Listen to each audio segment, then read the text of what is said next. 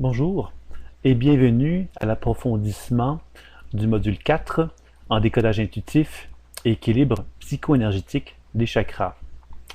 Vous avez vu lors des enregistrements audio ou web de cet enseignement qu'il était possible donc d'avoir une interaction avec vos chakras pour arriver donc à favoriser un plus grand équilibre psycho-énergétique dans chacun d'eux.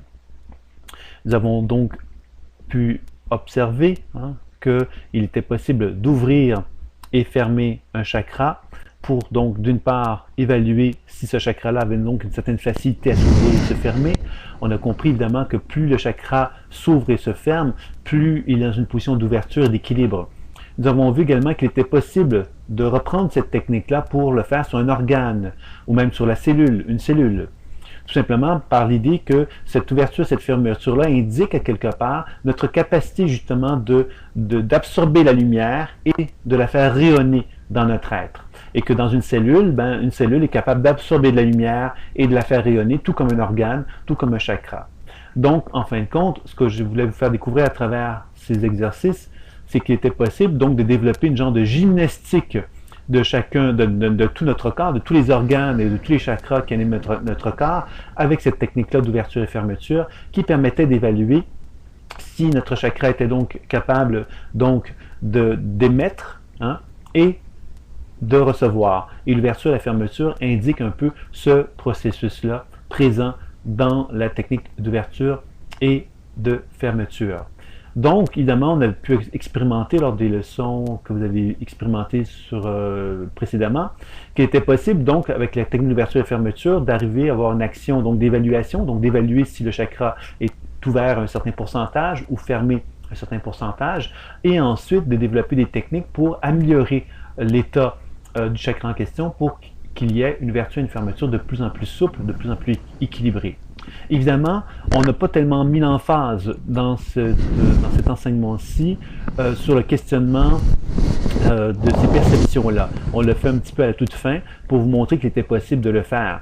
Alors, mon objectif aujourd'hui, c'est de vous rappeler évidemment qu'il est possible, évidemment, donc de mettre l'emphase sur le questionnement à chaque fois qu'une perception se fait sur le chakra, à chaque fois qu'une modification s'effectue. Alors, quand j'essaie d'ouvrir le chakra et que je sens une résistance, je peux mettre de la lumière dessus, prendre le temps donc de décrire, questionner et l'information et de déprogrammer évidemment pour arriver justement à améliorer la situation pour qu'éventuellement j'arrive à ce que ma perception imaginaire du chakra en question devienne de plus en plus fluide et de plus en plus équilibrée. Alors plus je parviens à faire cela, plus je parviens justement à favoriser un équilibre de plus en plus important dans chacun des chakras si effectivement je pratique l'ouverture et la fermeture sur chacun d'eux. Ensuite, nous avons vu un deuxième exercice sur les chakras qui consistait justement à mettre donc de la lumière dans le chakra en question afin donc de permettre justement cette diffusion d'énergie colorée dans la région afin encore une fois de favoriser un plus grand équilibre. Nous avons vu que si la couleur est très absente, alors que pourtant j'essaie de mettre du rouge dans mon chakra racine et que je n'y parviens pas, il est possible que le chakra soit donc hypoactif, c'est-à-dire qu'il y a peu d'énergie présente dans le chakra en question, et il y aura donc un questionnement qui pourrait être fait pour comprendre la raison d'être de cela, et ensuite évidemment de faire des techniques de déprogrammation et de soins pour permettre justement à ce que cette couleur rouge soit mieux intégrée au chakra en question, mieux assimilée, mieux accueillie. On a vu également qu'il était possible, donc pas simplement d'attribuer une couleur, la couleur classique associée au chakra, par exemple le rouge au chakra racine, le orange au chakra sacré, le jaune au chakra solaire, le vert au chakra du cœur, le bleu au chakra de la gorge, le violet au chakra frontal ou le chakra coronal, le doré.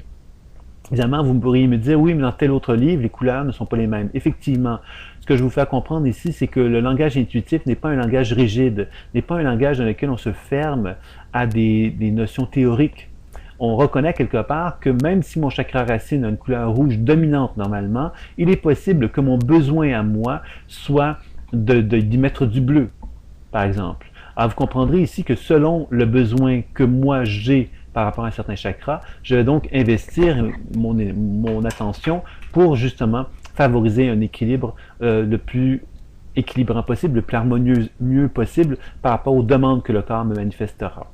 Donc, je pense que ce serait donc important de tenir compte de cela lorsqu'on effectue ce travail sur les couleurs associées au chakra. Donc, de bien chercher à identifier évidemment la couleur qui va être la plus appropriée pour le chakra en question et de chercher évidemment ensuite de la répartir le plus efficacement possible. Alors, si évidemment je mettrais du rouge dans mon chakra racine et que sans je le veuille, le rouge devienne tellement abondant que j'en ai une chaleur folle et j'ai l'impression d'avoir une espèce d'inflammation intérieure, cela indiquerait sans doute que le chakra racine a une forme d'hyperactivité, trop d'énergie, trop de rouge justement.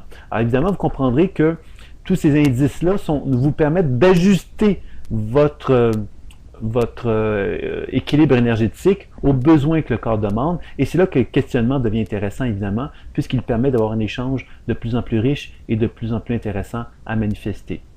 Donc, la technique des couleurs pourrait être utilisée sur les 7 chakras. Donc, après avoir fait l'ouverture et la fermeture, je pourrais ensuite passer donc à équilibrer le chakra par la couleur. Il y aurait ensuite donc la circulation rotatoire du chakra qui pourrait donc être effectuée.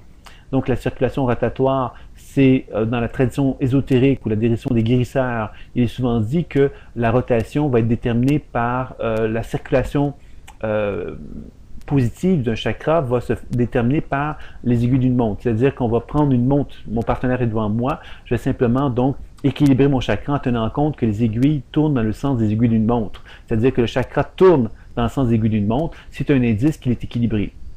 Donc, moi, ce qu'on a expérimenté ensemble lors des leçons, c'est qu'on a constaté qu'il y a deux mouvements. Alors, le mouvement qui tourne dans le sens aiguille d'une montre est un mouvement qu'on appelle centrifuge. C'est un mouvement qui va donc se diriger de moi vers l'extérieur. Donc, je vais émettre de l'énergie. Évidemment, cette émission-là énergétique est un indice de santé, est un indice, évidemment, que je suis en train de manifester, de me manifester dans la matière. Alors, souvent, évidemment, cette façon de se manifester dans la matière, elle est bien perçue par l'être humain, puisque c'est une façon évidemment d'exister et de se faire entendre. Et on vit dans une société où évidemment il est nécessaire de se faire entendre, et si on ne se fait pas entendre, bien évidemment on est oublié. Donc il est sans doute possible que l'être humain a appris justement à attribuer à cette circulation rotatoire centrifuge un mouvement très positif, très équilibrant, puisqu'il indique justement que l'être humain manifeste une certaine force, une certaine puissance. Alors que le mouvement centripète, qui est le mouvement où les aiguilles vont aller dans le sens contraire des aiguilles d'une montre, va être un indice justement d'un mouvement donc intérieur, intériorisé. C'est-à-dire que le chakra en question, au lieu d'émettre vers l'extérieur, va plutôt absorber vers l'intérieur. Vous comprendrez ici que ces deux mouvements-là sont essentiels pour la santé. C'est-à-dire que le chakra en question, ou les organes, parce qu'encore une fois, on pourrait appliquer cette même logique aux organes, tout comme avec les couleurs également, on doit comprendre ici que si on absorbe l'énergie, c'est-à-dire qu'on est capable d'assimiler l'énergie, de la contenir, de se remplir intérieurement, de se nourrir. Cela nous permet évidemment ensuite de pouvoir émettre l'énergie. Alors si moi, j'ai la difficulté à absorber l'énergie et que j'en émets tout le temps, par exemple, mais effectivement, mon mouvement centrifuge va être équilibré, mais le mouvement centripète va être perturbé énormément puisque je ne serai pas capable d'absorber l'énergie en moi. À court ou à long terme, cela voudrait dire quoi? Ça voudrait dire que je vais m'épuiser puisque je n'ai pas d'emmagasinement énergétique, mais qu'une dépense seulement. Donc vous comprendrez que ces deux mouvements-là sont vraiment essentiels. Comprendre les deux mouvements, chercher à évaluer si le mouvement centripète et le mouvement centrifuge sont équilibrés, sont une belle façon de bien cerner justement la qualité énergétique, la dynamique psycho-énergétique associée donc au chakra. Donc c'est une technique qui va être fort intéressante à appliquer, de vraiment vérifier le mouvement donc centripète et centrifuge. Alors quand on le fait sur quelqu'un d'autre, c'est facile, les aiguilles, la montre se trouve devant soi, donc si la personne est devant nous, il est plus facile d'appliquer la logique du cadran de montre pour déterminer si c'est centrifuge ou centripète. Mais quand on le fait sur soi, c'est un peu plus compliqué. Donc, c'est pourquoi que moi, je vous invite tout simplement à le vivre dans l'expérimentation en vous disant simplement, j'essaye un mouvement, j'essaye l'autre et j'essaie de déterminer le mouvement qui va être le plus équilibrant, le plus harmonisant et qu'est-ce que ça me fait aussi comme mouvement. Alors, le mouvement centripète, c'est un mouvement qui va donc nous amener plus vers la concentration énergétique, plus vers un retour vers soi. Et le mouvement centrifuge va être un mouvement qui va donc être se déployer plus vers l'extérieur, plus dépensier en quelque sorte. Et ce sont deux mouvements essentiels dans l'équilibre énergétique de notre individualité. Alors, quand j'ai besoin de me ramener vers moi, je vais donc utiliser un mouvement centripète. Quand j'ai besoin donc d'émettre l'énergie vers l'extérieur, ce sera plus un mouvement centrifuge. Ensuite, nous avions également vu comme autre mouvement le mouvement descendant, ascendant et descendant, qui est un mouvement évidemment qui fait référence, évidemment, quand on pense au chakra, on pense à la mouvement montée de la Kundalini. Donc, le mouvement ascendant et descendant, inévitablement, nous rappelle un peu cette logique, c'est-à-dire que bon, d'abord, la montée de la Kundalini, j'en ai déjà parlé avec les CD, donc je n'y reviendrai pas nécessairement, mais je vais simplement vous inviter à vous rappeler que le mouvement descendant et ascendant concerne les chakras, mais concerne encore là les organes, comme on l'a vu, c'est-à-dire que les chakras sont, en fin de compte, des organes. Il faut se rappeler que les chakras, à l'origine, ce sont l'expression énergétique des glandes endocrines. Donc, tout organe a donc une émission fort similaire d'un chakra. Le chakra va donc avoir une structure plus importantes, disons, puisqu'elles ont un rôle d'antenne, pourrait-on dire, avec l'énergie cosmique, l'énergie tellurique, mais bien évidemment, les organes vont aussi se déployer, vont donc recevoir de l'énergie, etc., etc. Et il y a des organes qui sont fort importants également, donc ça sera toujours intéressant de pouvoir appliquer ces techniques-là sur chacun d'eux.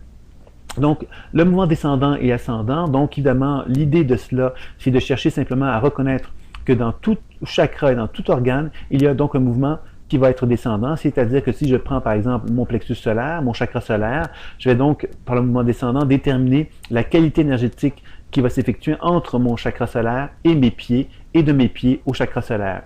C'est dans un mouvement de va-et-vient que tout va s'opérer, et c'est dans ce mouvement de va-et-vient-là que je vais pouvoir déterminer effectivement la qualité énergétique de ce mouvement descendant-là et ascendant, puisque je vais partir du plexus solaire vers les pieds et je vais remonter des pieds vers le plexus solaire. Donc c'est un peu comme si j'évaluais la qualité circulatoire des échanges entre mon plexus solaire et mes pieds, et de mes pieds vers mon plexus solaire. Il faut comprendre ici que quand on parle de santé, quand on parle d'énergétique, on doit bien comprendre qu'on ne parle pas d'un organe. On parle d'un ensemble. Le corps est un ensemble de choses. Si mon plexus solaire est perturbé, c'est-à-dire mon chakra solaire a une perturbation particulière, c'est évident que mon plexus solaire va donc avoir une action, une influence sur l'ensemble de mon organisme. C'est-à-dire que si mon mouvement descendant, par exemple, du plexus solaire est déficient, c'est bien évident que cette action-là, donc déficiente, va donc introduire des perturbations autres dans les chakras inférieurs au plexus solaire, donc le chakra sacré et le chakra racine, mais également sur l'ensemble de tout le bas de mon corps. Donc, vous comprendrez que la façon de travailler de cette façon-ci, avec le mouvement descendant, nous permet d'aller chercher des informations sur l'interrelation qui existe entre le plexus solaire et le bas de mon corps. Et le mouvement ascendant va nous permettre donc de comprendre la relation qui existe entre le plexus solaire et le haut de mon corps. Et donc, on va monter le plexus solaire vers mon sommet de la tête, de mon sommet de la tête vers le plexus solaire, et un mouvement de va-et-vient qui va être défini par la suite. Alors, encore là, on cherche encore une fois à déterminer simplement la façon que cette circulation fluide va s'effectuer, va nous indiquer justement de la nature du plexus solaire. Est-ce que mon chakra solaire a une nature équilibrée? C'est-à-dire que plus mon chakra solaire est équilibré, plus il va permettre au mouvement du bas du corps qui est relié à la Terre de se manifester librement, et il va y avoir donc une relation avec l'énergie cosmique, donc le haut du corps, qui va se faire plus librement aussi, et à travers ces deux mouvements-là, il va donc y avoir une circulation libre et fluide dans tout mon corps et dans tout mon organisme.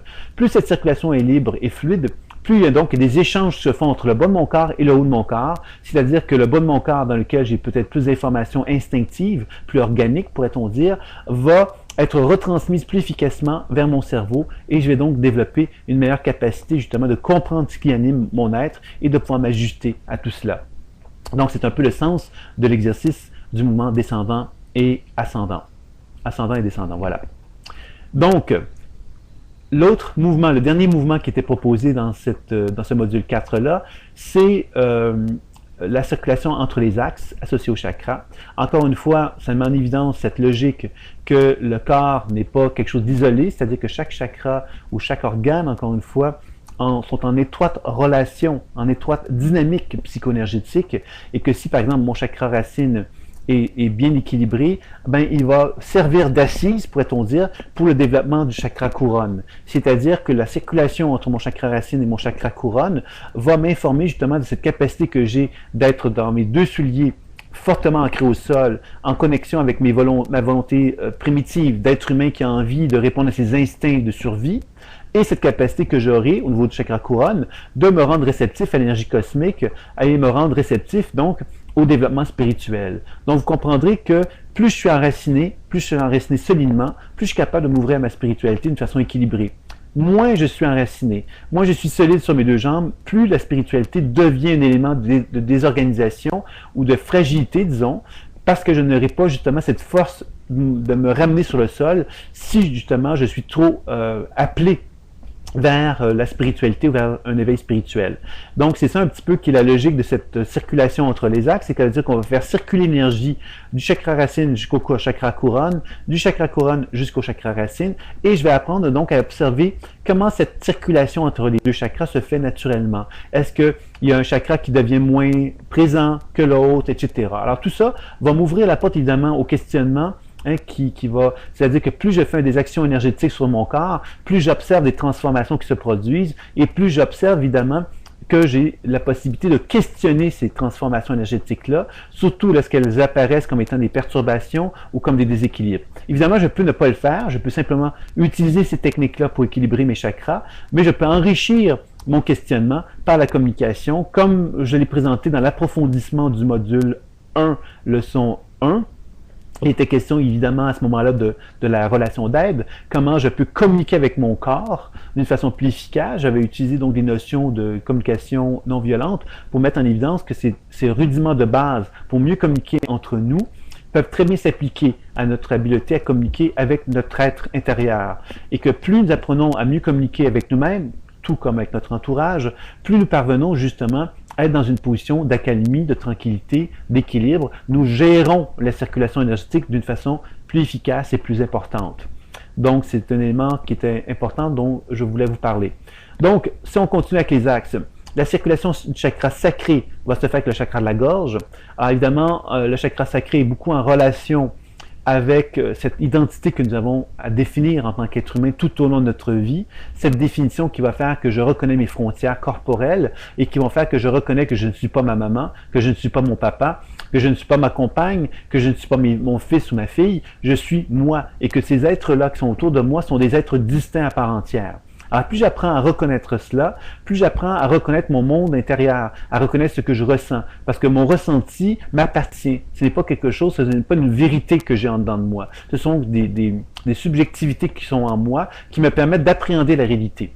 Alors, plus j'apprends à communiquer cela, plus j'apprends à développer une forme de communication authentique avec mon entourage, et plus je peux arriver donc tout doucement à permettre à ce mouvement énergétique-là du chakra sacré à remonter vers mon chakra de la gorge et à me permettre justement de me rendre réceptif justement à une forme d'authenticité que je pourrais qualifier universelle. C'est-à-dire que j'apprends à être un témoin, à être un réceptacle pour recevoir des inspirations créatrices provenant de la sagesse intuitive. C'est alors que, par le biais du chakra de la gorge, je vais développer justement un certain talent à créer, tout simplement, dans différents secteurs de la vie, puisque j'ai une vision du monde qui m'est propre, puisque j'ai appris justement à me faire confiance et appris justement à reconnaître effectivement qu'il y avait d'autres façons de regarder la réalité que celles qui existaient. Et c'est là que je peux donc réinventer la vie, ou en tout cas devenir un être original qui a envie de créer sa propre réalisation de vie. Alors, plus évidemment, le chakra sacré a bien identifié son identité, plus on va être en mesure de pouvoir développer notre chakra de la gorge comme étant un être original qui va avoir envie de se développer dans cette originalité-là. Et évidemment, s'il y a un déséquilibre dans notre développement d'identité, ben c'est sûr que cette originalité-là pourrait se manifester d'une façon plus perturbée, moins équilibrée. Alors, c'est ça qu'on va permettre donc d'observer en faisant circuler l'énergie du chakra sacré vers la gorge et de la gorge vers le chakra sacré. On va pouvoir évidemment questionner toute forme de manifestation, toute forme de déséquilibre et ensuite évidemment chercher à équilibrer le mouvement tel que nous l'avons vu lors des leçons que vous avez pratiquées jusqu'à maintenant pour le module 4. Ensuite, évidemment, vous avez le plexus solaire et le chakra du cœur, qui est donc un autre axe important. Alors, le plexus solaire, évidemment, est relié à l'affirmation de soi, est relié à cette envie que j'ai de m'affirmer en tant que guerrier, en tant qu'être qui a envie d'exister à part entière dans le monde terrestre, qui a envie de prendre sa place physiquement dans le monde terrestre. Et évidemment, le chakra du cœur qui va plus être en relation avec cette idée que maintenant que j'ai pris ma place, ben, de quelle façon que je peux collaborer avec l'être humain. Donc, je ne suis pas un guerrier, je ne veux pas me battre avec l'être humain, je veux lui tendre la main.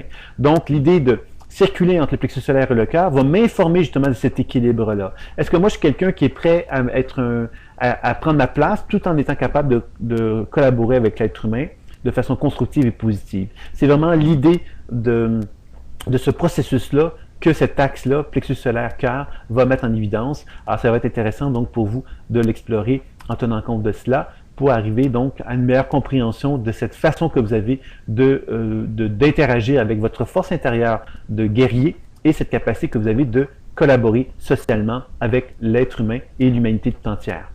Ensuite, vous avez le chakra du cœur qui va donc favoriser une circulation avec le chakra frontal. Alors, le chakra du cœur est en relation évidemment avec cette position d'accueil. L'être humain qui est en mesure d'accueillir justement lui-même, donc d'apprendre à s'aimer. Nous apprenons à nous aimer par le biais du chakra du cœur. Nous apprenons à aimer notre entourage par cette capacité que nous avons d'accueillir et d'accepter ce que les autres nous proposent et ce qu'ils sont. Et nous avons ensuite, évidemment, par le mouvement énergétique qui va remonter vers le chakra frontal, cette habileté à devenir un témoin, un sage, qui va être capable de regarder la vie avec une capacité de comprendre la vie, avec une certaine sagesse, une certaine compréhension, qui va nous permettre justement d'avoir un regard intuitif, sage, intelligent, qui va nous permettre donc de bien conseiller, de bien nous conseiller dans notre vie, mais aussi de bien conseiller les gens autour de soi. Alors évidemment, si je n'ai pas cette ouverture du cœur adéquatement, bien évidemment, je vais avoir plutôt tendance à me refermer au niveau du cœur, donc je vais perdre cette objectivité, cette capacité de reconnaître qui je suis, de reconnaître ce que les autres sont. Je vais donc me fermer à moi-même, et en me fermant à moi-même, je ne serai pas capable de développer cette position de témoin qui va me permettre d'être un sage au niveau du chakra frontal. Encore là, cet axe-là va nous permettre d'aller chercher de l'information là-dessus. Donc, l'idée de ces techniques qui ont été proposées dans le module 4 sur les chakras nous donne vraiment une capacité donc de travailler sur un chakra individuellement pour chercher à améliorer la situation énergétique dans ce chakra. Donc ça, c'est une chose. Et nous pouvons évidemment travailler sur les 7 chakras. Évidemment, ça va demander plus de temps pour le faire, mais c'est une option évidemment qu'on peut faire.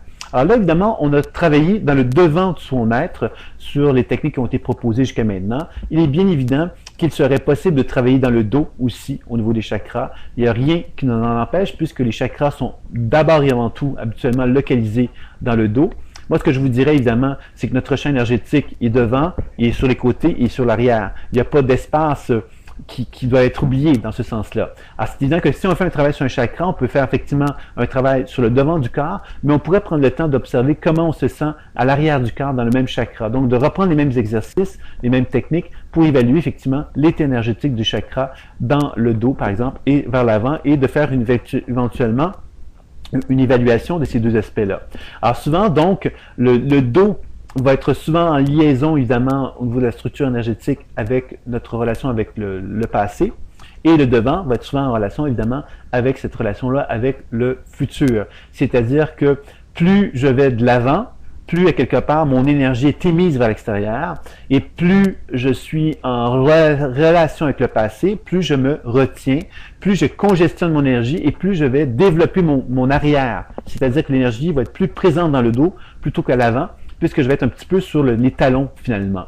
Alors c'est une façon, encore une fois, d'aller chercher d'autres informations qui pourraient peut-être vous guider pour aller plus loin concernant cet approfondissement-là que je voulais vous proposer. Donc, de reprendre les techniques sur les chakras en cherchant à les appliquer sur tous les chakras, ça serait déjà un intérêt. De chercher à évaluer chacun d'eux, ce serait certainement intéressant. De bien se rappeler qu'on peut l'appliquer sur les organes. Donc, on peut vraiment faire un travail très intéressant sur les organes à l'aide des techniques qui ont été proposées sur les chakras. De faire le devant et le dos, ce serait certainement intéressant.